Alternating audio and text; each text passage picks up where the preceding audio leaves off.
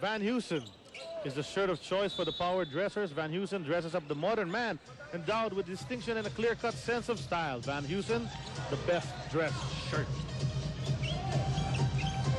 And Stephen Thomas looking for a teammate. Canaleta was open from 3. He doesn't make it. This guy likes it when he's under pressure. Richard G, a hard fall and a basket from Air 21, but Richard G really went down in a heap. Parang na-undercut siya ron. I don't know how it happened. But it was a rebound play naman eh. It was a rebound play, legit rebound play yan. Kaya nakita mo, pagbagsak ni Richard G, natuunan niya yung kanyang kaliwang braso eh. Tsaka kita mo nasa ere, biglang horizontal na siya eh. Yun. From a vertical position to a horizontal, he slammed on the hard court. And it is a hard court. So, ito si Richard G, let's see. We can see it from this angle. As he goes up. Boom! There he goes. It's the hip. It's the hip no? But he gets up.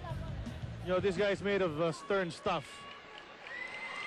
Kita mo And the concern, of course, of his teammates, because he's one of their veterans and a regular man in their rotation underneath. So he seems to be okay. Pero masakit yung tumalbog pa eh. And of course, it cleared out the one defender. Kaya nakashoot itong Air 21. Pagbagsak niya. So that was a basket to cut the lead to 2. Ako, anong gagawin nyo? Okay.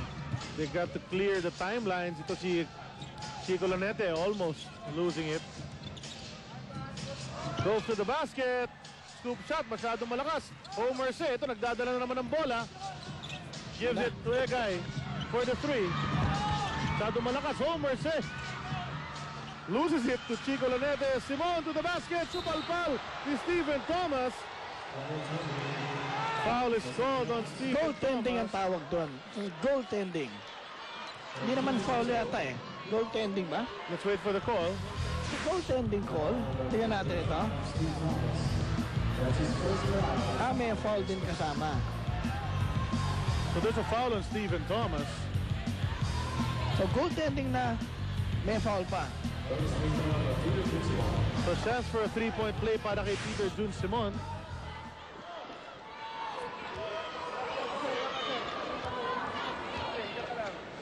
And Simon took a tumble dahil siyempre, pag si Stephen Thomas talaga tumama sa'yo, just a while ago, you saw Richard G hit the deck.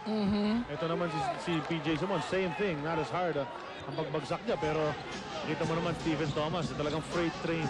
10 puntos na para dito kay Peter Jun Simon, the 5th giant in double figures sa ating ball game. JC Ental, gun shy. Passes it off to Billones, held ball Lanete. And Billones, at hindi nakakasigurong mananalo si Lanete sa jump na yan dahil ang taas tumalon ito si Egay Billones. Okay, si Stephen Thomas ilalabas at ipapasok si Thomas lookalike. Gabby Espinas. Gabby Espinas, who's been confusing the panel. Canaleta tracks it down. Egay Billones at the point para sa Air 21. To Canaleta, makes his move, tries to go baseline. Se over Villanueva. Villanueva grabs it away. Foul. Billones stops the break of the Problema na sa penalty na yun eh. No? The break is stopped pero wala rin because the free throws will be taken by Chico, who scored double figures in the first half. Gandang pick up dito si Chico Lanete. 15 points in this ball game already, and it's his personal conference high. 16 points for Chico Lanete. John Dunn replaces James. Siya pagpapahingahin lang ng konti or pwedeng magbigay ng foul dahil tatatlo pa lang ang 3 fouls ng Clear Foods. So 9.8 seconds and then he'll probably play the entire fourth. They want to win this ball game. Well, kung close ang game, diba? Depende sa mangyari. Diba? Rebound di Homer C. Nagdadala naman ng bola. Almost loses it. Billones sees it. 3 seconds remaining. Canaleta's 3. In and out. Sayang naman yon para kay Nino. Canaleta.